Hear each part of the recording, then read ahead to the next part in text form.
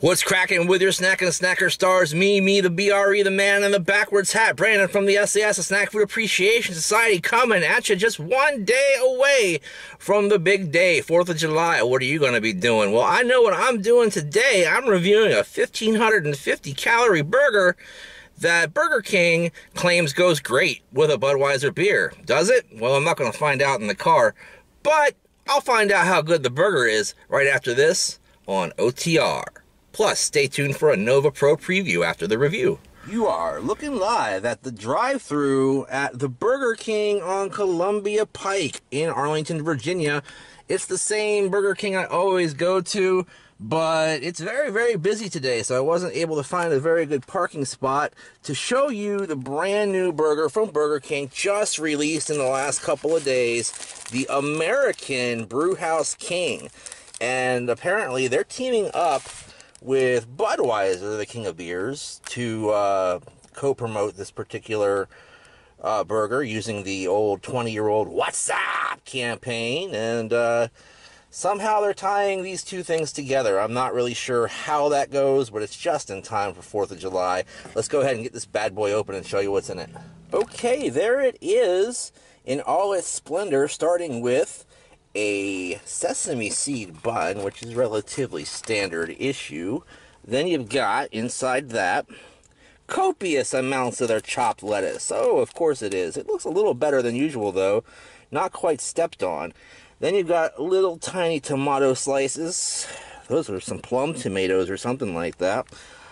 Then underneath that you've got creamy mayonnaise as well as a tavern sauce. I'm not really sure what this tavern sauce entails because there's not a lot of information on the website about it, but hopefully that's how it ties into Burger King, and I'm guessing that's the kind of more yellow looking sauce over here. It's got American cheese, got bacon, also all on with American cheese, like I said, and the crispy onion straws. I don't know what this really has to do with Brewhouse or barbecue or Budweiser or anything like that, to tell you the honest truth, but we're going to find out right after this when I try to put this 1,500 calorie monstrosity in my mouth on OtR.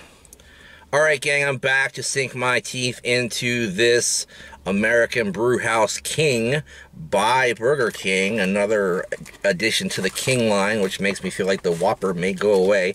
2 patties, totaling more than a ½ pound of beef. All that goodness and everything else just falling right out of it. Crispy onions, 2 different types of condiments.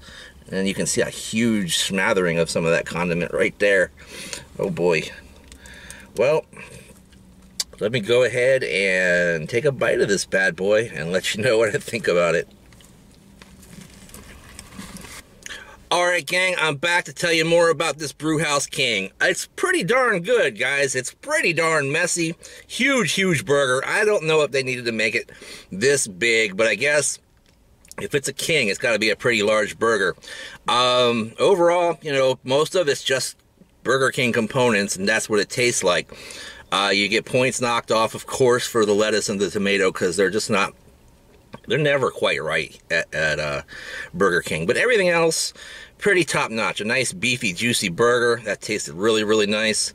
With the American cheese, goes with it perfectly. Bacon and crispy onions are always a good addition to a burger. Then you get to what makes this burger different, and that's the tavern sauce. And you know what? I think I tasted beer in that tavern sauce. Maybe it's subliminal messaging. I don't know. I haven't heard specifically that there is beer in it.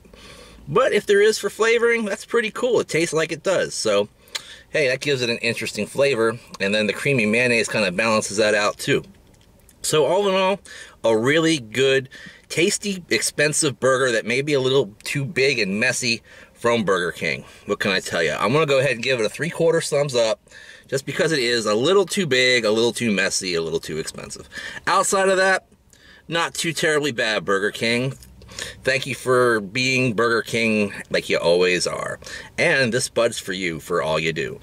Alright, ladies and gentlemen, thanks for watching OtR this week. It's kind of hot outside. If I'm a little abbreviated, you'll have to excuse me. Sweat's pouring down, and I've been taking air conditioning breaks in between segments.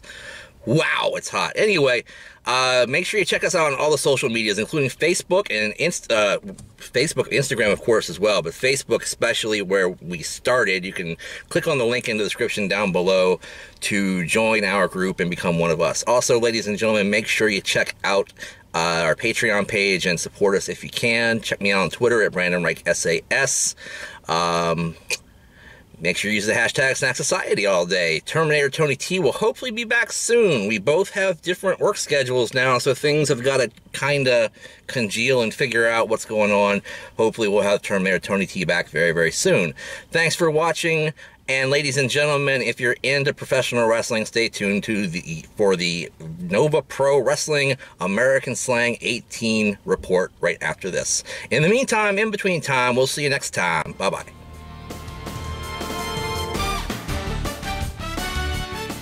Alright, what's cracking with your snacking snacker stars and pro wrestling fans here in the Northern Virginia DMV area?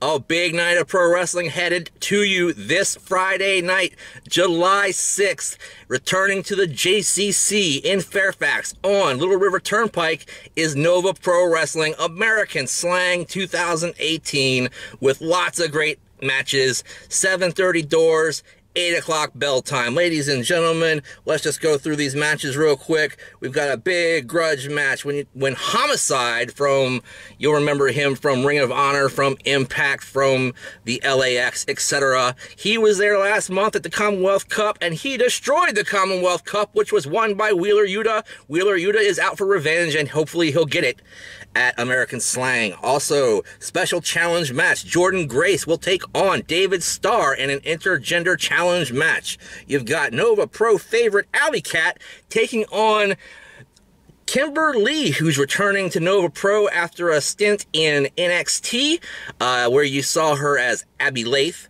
but she's back to her roots as Kimber Lee, and we'll see how that goes as Alley Cat challenges one of her heroes. Also, ladies and gentlemen, a tag team triple threat. The Carnies, possibly the most consistent tag team in Nova Pro over the past 3 years, taking on the Hooligans, who I think are one of the up-and-coming tag teams in Nova Pro Wrestling, and taking on the fan favorite Ugly Ducklings in a triple threat match. Should be exciting. You've also got the returning Deonna Purrazzo, possibly for the last time as the big things are happening for her, taking on Faye Jackson, a Nova Pro favorite.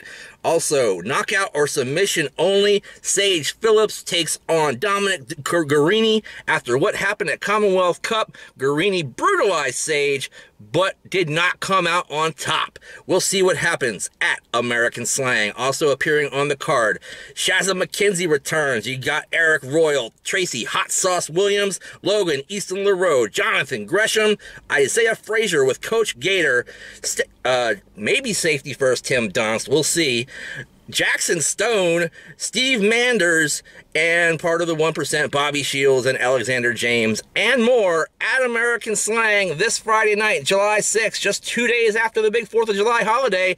Will you be recovered enough to handle American Slang? Be there!